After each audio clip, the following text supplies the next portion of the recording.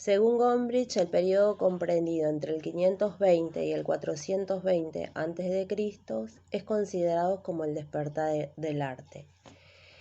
Es en este momento donde el artista toma plena conciencia de su poder. Aunque todavía se lo consideraba un artesano, su público comienza a interesarse sobre las diferentes escuelas, sobre los diferentes estilos, sobre los diferentes métodos que aparecen en las diferentes ciudades. Dentro de este mismo periodo, por ejemplo, podemos encontrar el Partenón, que está construido sobre un estilo dórico, mientras que en las construcciones posteriores empieza a aparecer el estilo jónico.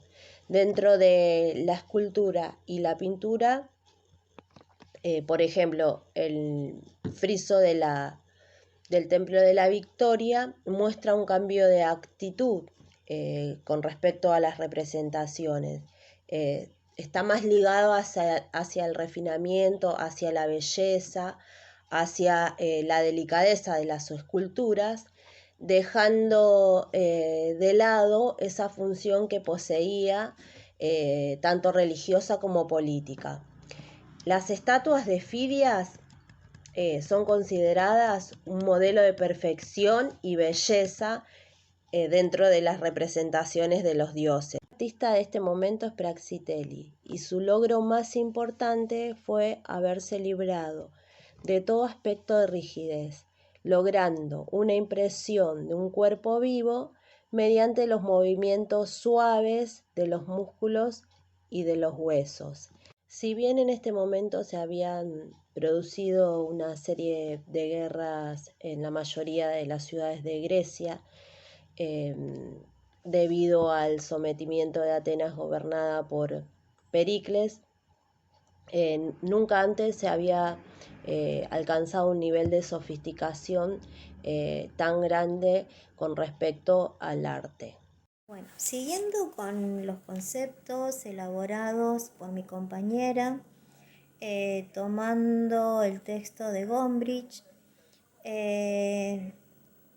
tenemos que tener en cuenta que como él está demostrando y haciéndonos observar la belleza como un criterio que siempre estuvo en el arte como una constante.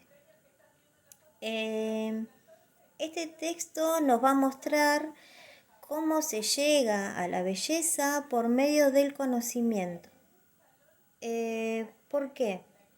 Porque así se va a construir un equilibrio entre lo escultural y lo que el autor, digamos el artista, quiere que sea observable, que se va a observar. Tal es así, un claro ejemplo, en la Venus de Milo.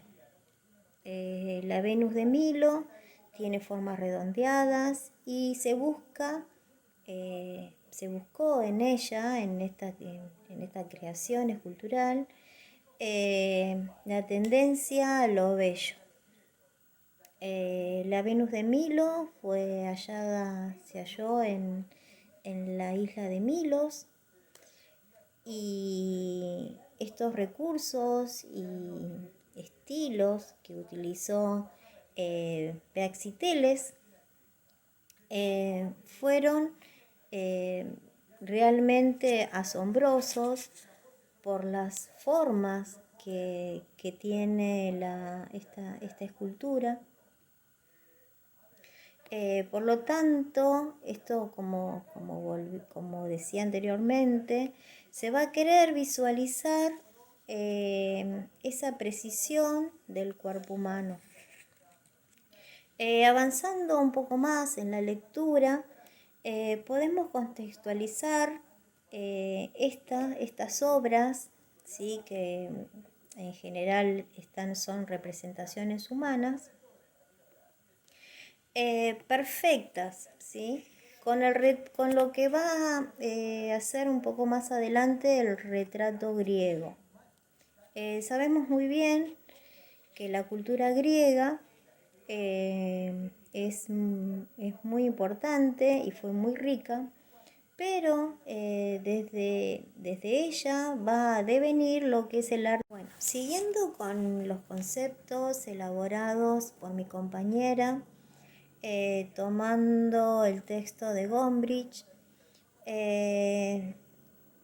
tenemos que tener en cuenta que como él está demostrando y haciéndonos observar la belleza como un criterio que siempre estuvo en el arte como una constante.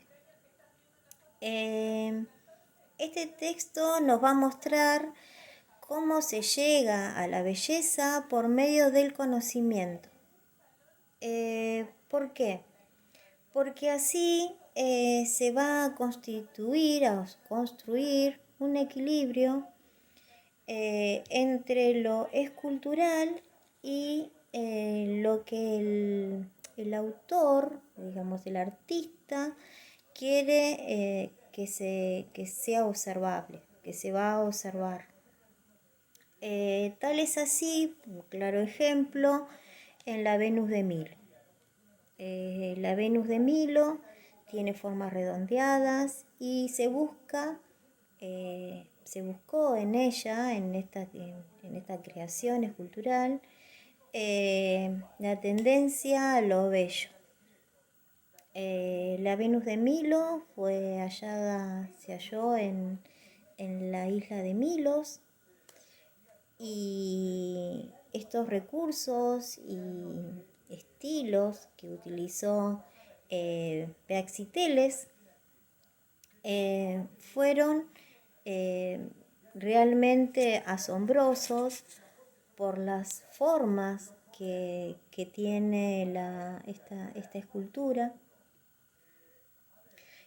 Por lo tanto, esto como decía anteriormente, se va a querer visualizar esa precisión del cuerpo humano. Avanzando un poco más en la lectura, podemos contextualizar estas obras, ¿sí? Que en general son representaciones humanas, perfectas, ¿sí? Con lo que va a hacer un poco más adelante el retrato griego. Sabemos muy bien que la cultura griega es muy importante y fue muy rica, pero desde ella va a devenir lo que es el arte. Bueno, siguiendo con los conceptos elaborados por mi compañera, tomando el texto de Gombrich, tenemos que tener en cuenta que como él está demostrando y haciéndonos observar la belleza como un criterio que siempre estuvo en el arte como una constante. Este texto nos va a mostrar cómo se llega a la belleza por medio del conocimiento. ¿Por qué? Porque así se va a constituir, a construir un equilibrio entre lo escultural y lo que el autor, digamos el artista, quiere que sea observable, que se va a observar. Tal es así, un claro ejemplo, en la Venus de Milo. La Venus de Milo tiene formas redondeadas y se buscó en ella, en esta creación escultural, la tendencia a lo bello. La Venus de Milo se halló en la isla de Milos, y estos recursos y estilos que utilizó Praxiteles fueron realmente asombrosos por las formas que tiene esta escultura. Por lo tanto, esto como decía anteriormente, se va a querer visualizar esa precisión del cuerpo humano. Avanzando un poco más en la lectura, podemos contextualizar estas obras, ¿sí? Que en general son representaciones humanas, perfectas, ¿sí? Con lo que va a hacer un poco más adelante el retrato griego. Bueno, siguiendo la redacción de mis dos compañeros, toca analizar la obra esta, de Laconte y sus dos hijos, realizados por Alessandro Arenodo y Polirodo de Rosas, entre 170 y 150 a.C. Bueno, esta obra pertenece al periodo helenístico, en lo cual Laconte y sus dos hijos son castigados por Atenea a causa de haber prevenido a los troyanos para que no introdujeran el caballo durante la guerra de Troya. Los troyanos introducen el caballo en la ciudad al considerar un regalo por Atenea, procediendo de esta manera a su destrucción. Bueno, Laconte y sus dos hijos, una escultura tallada en mármol con una altura de 242 centímetros, donde destaca la expresividad de los rostros que dejan atrás la serenidad del pasado para dar cuenta del sufrimiento humano. Esta obra se encuentra en el Museo de Pío Clementino del Vaticano. Bueno, es una obra exenta, de bulto redondo, con una figura donde se observan tres personas, o sea, el sacerdote, el mayor, el hombre mayor, sus dos hijos y las dos serpientes.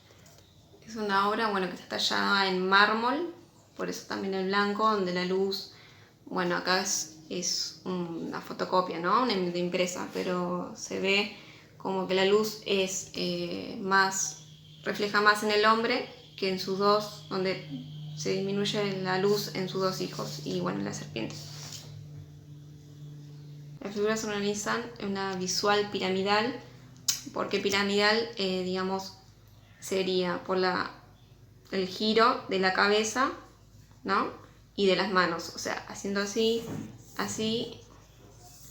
da una perspectiva visual piramidal. Ahora podemos ver un acabado perfecto, luego para Gombrich, las personas acaudaladas comenzaron a coleccionar obras de arte a partir de esta escultura, ¿no? Donde, en la época helenística la religión y la conexión entre la religión y la magia, ellos contribuían que el arte estaba perdido por eso mismo, porque era como una obra muy impresionista en esa época. Y por eso mismo las personas después empezaron a coleccionar arte y demás, porque en esa época esas obras eran muy, para la iglesia era muy, muy malo, digamos, y al público le impresionaba, entonces la gente empezó a coleccionar arte a partir de esto. Entonces después en la pregunta, mi consigna dice, según el autor, ¿cuál fue el único medio del que se valió la historia para poder analizar la pintura griega? Para poder analizar la pintura griega, el autor dice que a través de la pintura y los murales de Pompeya se pudo analizar mejor la pintura, digamos. Donde a partir de esas pinturas se refleja todo lo que se vivió en esa época. Donde Pompeya fue un lugar de veraneo para los romanos, donde quedó enterrado bajo cenizas del Vesubio en el 79. Con respecto a la frase dejaron al descubierto la señal de inteligencia de esa obra, es que los griegos rompieron, los tabúes del arte oriental y implementaron un estilo que destaca mucho en la época helenística, hasta el día de hoy, ¿no? Que sigue llamando la atención por la perfección de sus obras y demás, así que por eso mismo yo creo que esta frase lo que implementa es que ellos en el pasado dejaron huellas que hasta el día de hoy se sigue observando con mucha impresión y acabado de los detalles del arte.